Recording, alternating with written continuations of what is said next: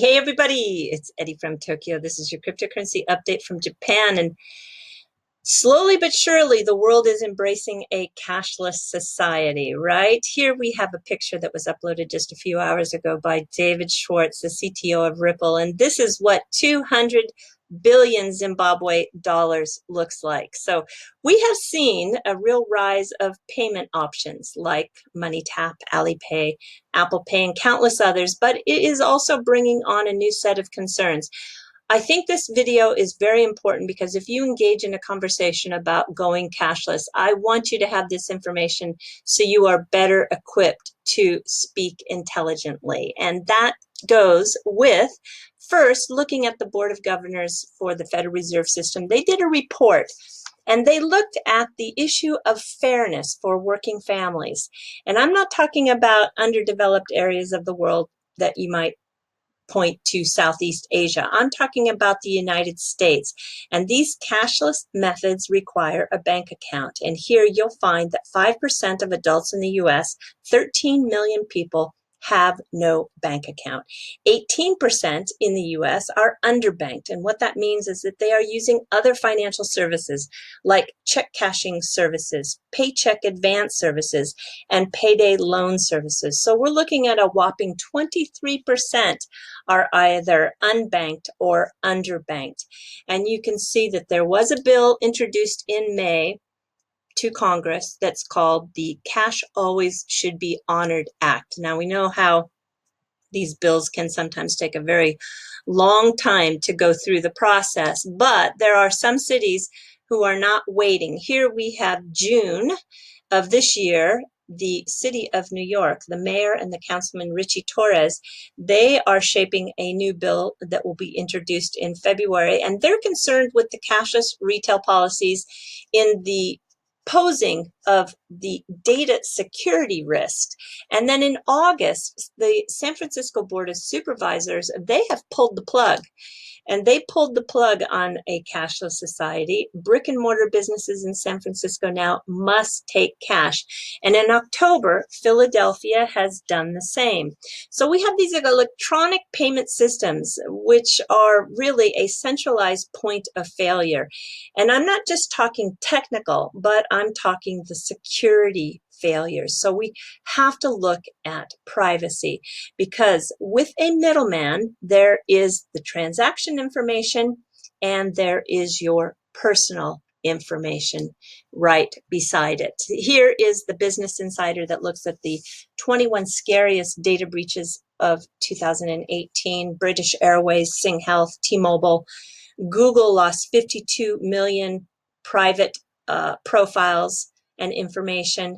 And of course, Facebook, where they had 29 million people lost highly sensitive data, and then the 87 million profiles and preferences and interests that were given to Cambridge Analytica, a company that targets ads for clients.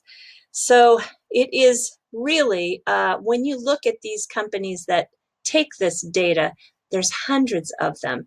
Here is a real live data report, and you can see that these pending work data companies enrich the data so that it can be used, and they do it with your email, your address, your phone numbers. They create consumer marketing data through big, intelligent data.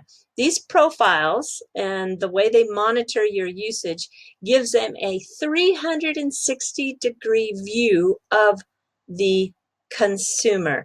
And it, of course, they are promising their clients a better way to stay connected and engage with their customers, and it feeds this information back to the clients so that they can better target you.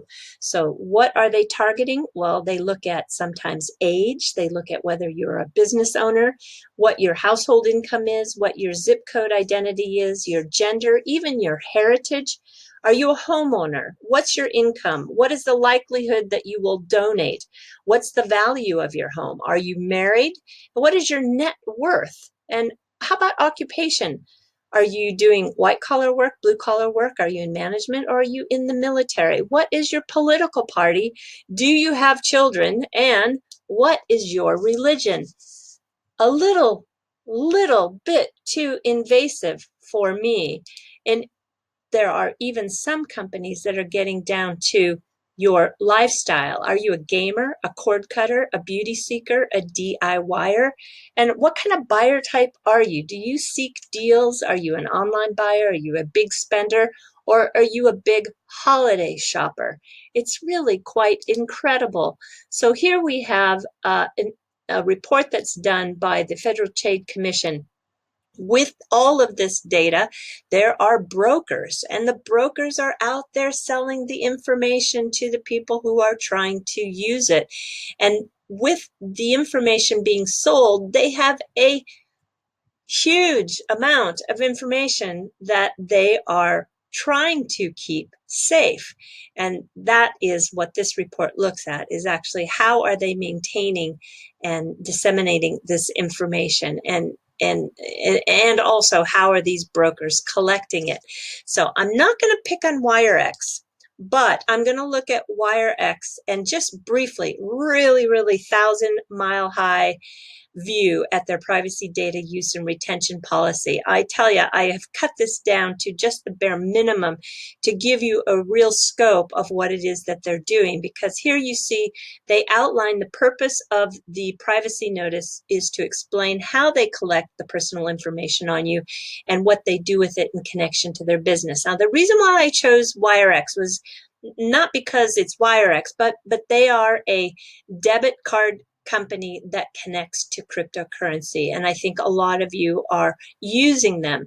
So they have your basic information, your financial information, the goods and services that they provide you, a visual image. They have your personal appearance, such as the copies of your passport and the real-time biometric facial scans.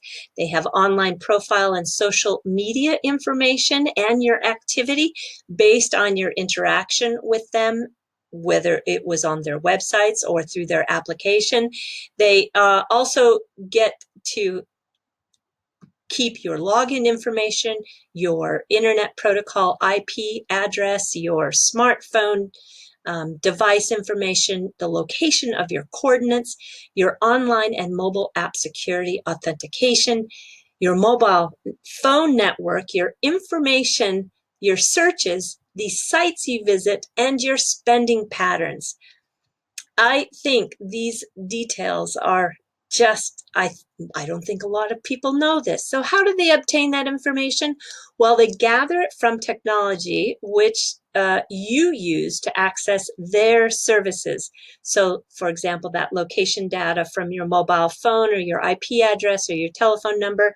And then how do they use it? Well, they use it in a variety of ways. Now, do you have rights? Well, sure. If you don't agree with this process of information, then it is, well, they say, not possible for them to continue to operate an account for you.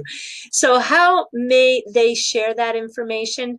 Well, they're sharing it with third parties, and those third parties are providing services to them, such as market analysis and benchmarking, correspondent banking, the agents and subcontractors acting on their behalf, such as the companies which print and even package labels and provide the currency accounts. Yeah, they'll even share that information with debt collectors. So if you are being chased by a collection agency, they're going to share that information. And transferring your information overseas, well, yeah, it's going to go to organizations in other countries, including other WireX group companies. For example, in Ukraine, where WireX's customer support function is located.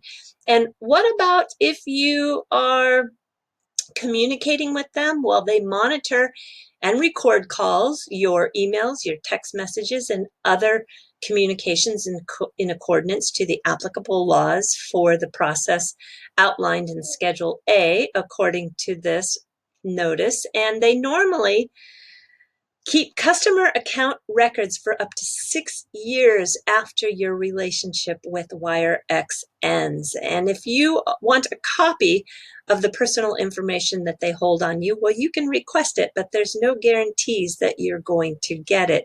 So why do they do this? Well, of course, they are profiling you for the purposes of direct marketing. And Last, at the very bottom here, they may perform data analysis or data matching, which are what those appending companies do, and profiling to support decision-making with regards to the activities mentioned above. It may also involve sharing information with third parties who provide a service to them. So I think this is very important information for you to understand when you do go into a transaction that is including a middleman. Okay, everybody, we're jumping to the fluff. I want to tell you that according to the Tokyo Metropolitan Police in 2017, a number of found items were delivered to the police. Yeah, 3,958,366 to be exact, or at least of those that were reported. Most of all these delivered goods are taken to the local police box stations called Koban. I even lost my iPhone twice in the neighborhood while I was on my bicycle, and both times it was returned to my local police box. A police box might look something like this. They're all actually unique, and there are no two that look alike, but they are always pretty much in the city, have people working 24/7. Now, what's interesting is statistics show that there is an 87.5% possibility that your money will also be returned. So when it comes to cash, in 2017, more than 3 billion yen was returned back to the Koban. That is about $34 million. And what I want to explain to you there is that in Japan, you are actually obligated to submit any found item. And if the owner is found, then you are going to receive an award. This is part of the Lost Goods Award. And by law, the owner of the item that you found is obligated to share no less than 5% and no more than 20% of the returned property value, and that includes cash. So I will tell you that most people do not accept the rewards. That's just the way it is here. I have even turned in some lost items before, and when they want to fill out a report, I just say, oh, no, it's okay, I'm good. In other words, I don't need to receive any reward, so I just go on my way. So of those 3 million incidences, yeah, I wonder how many items are actually returned but are actually not officially tracked. So anyway, that is Japan, and it is one of the special, unique things that exist in this country. All right, everybody. Yeah, do take care. Sayonara for now. Bye-bye.